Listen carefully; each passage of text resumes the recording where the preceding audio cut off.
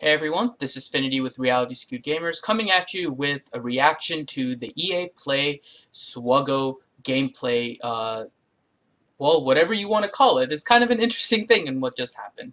So, it's a Saturday.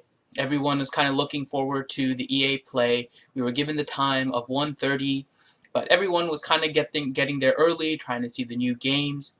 And let's take a look at all of the stuff that we were promised to be seen today in the EA Play segment for SWGOH. So it's tune in for an exclusive character reveal, plus news on upcoming events and gameplay content. So despite all the events that had happened during the week, the community was trying to get excited to see what this new gameplay is. Was it going to be guild versus guild? Was it going to be a whole new live arena match? Was it going to be something that we didn't even think about? Would it include ships? So many different questions. Everyone was eager, waiting to see what happened. So, what did we get? Well, we got a repeat of the promo that they've been running for the past month. Star Wars Galaxy of Heroes, download for free today.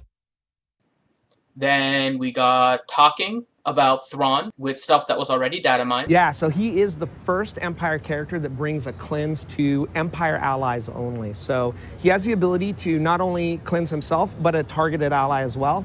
But he has something that's super unique that we've never done with any character before, and that is that Admiral Thrawn brings a special ability to every Empire-only ally in your team. That ally will now have the ability to cleanse their own debuffs, and in doing so, allow themselves to manipulate their own turn meter. And then we got clips from what appears to be the legendary event.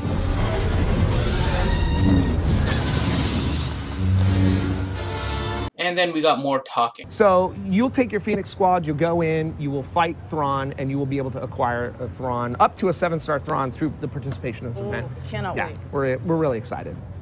When can players get Thrawn? Yes, so Thrawn will be available June 15th. In, like I said, traditional legendary style event. That was it. That was the Star Wars Galaxy of Heroes display.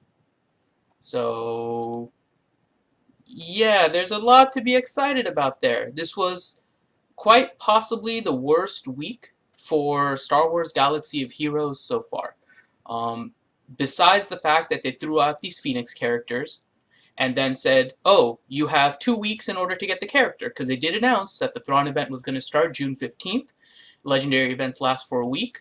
So go ahead and start farming those Phoenix characters, because you have all of 2 weeks in order to try and get a 7-star Thrawn if you really want him.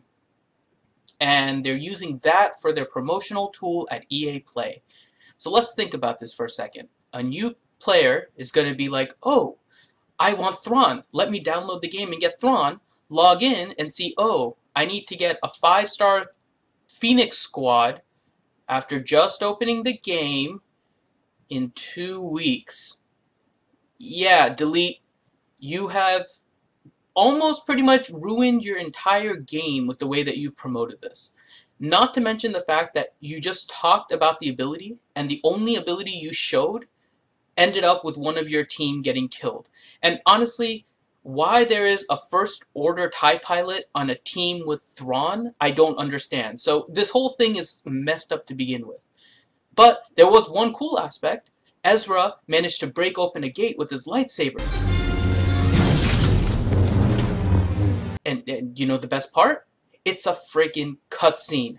There is nothing new that was really presented here. Literally, we spent an hour, even more, some people, waiting to see what they were going to do, and instead we got cutscenes, we got old promos, and we got confirmations of data mining. So let's take a comparison about how they presented Star Wars Galaxy of Heroes with how they presented Battlefield 2 as we close out this video.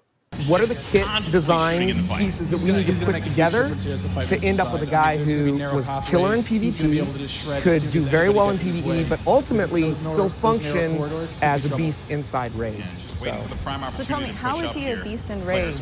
Tell me more about this cleanser. I'm hearing rumors of cleanser. Yeah, so he is the first Empire character that brings This is where it starts to get interesting. This is Darth Maul will excel in Phase 2 and Phase 3 as you're inside. I mean, he's a great mobile attacker. he's going to sit Especially there with because his it's such lightsaber. close quarters too, so he's Exactly. absolutely perfect for that.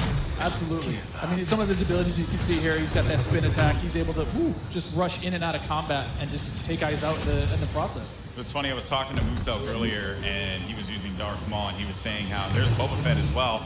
But he was talking about how he wishes Darth Maul could reflect. I was like, if he could reflect, he'd be too strong.